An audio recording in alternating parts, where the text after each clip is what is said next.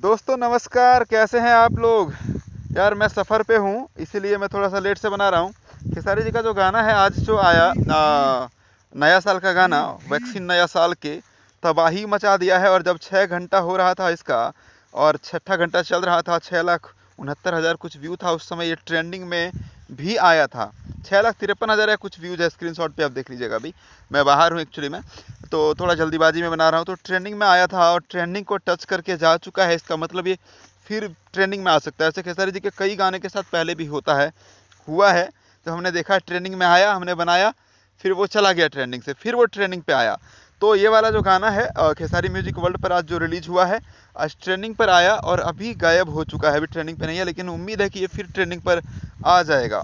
Trending page के ही music वाला जो सेक्शन है ना, वहाँ पर खेसारी जी का जो गाना है इश्क, वो अभी भी चल रहा है। ट्रेंडिंग पे जो एक अलग से कैटेगरी बनाया गया है, म्यूजिक कैटेगरी, उस पर इश्क गाना अभी भी चल रहा है। तो ये सारे गाने जो है धमाल मचा रहे हैं। और खेसारी जी का आज जो गाना आया है नया साल का, ये 2020-21 का ये सबसे बड़ा जो है न्यू ईयर सॉन्ग बन गया। खेसारी जी और अंतरा सिंह प्रियंका ने गाया है और अलग ही कॉन्सेप्ट लेकर के आए श्याम देहाती और आजाद सिंह जी।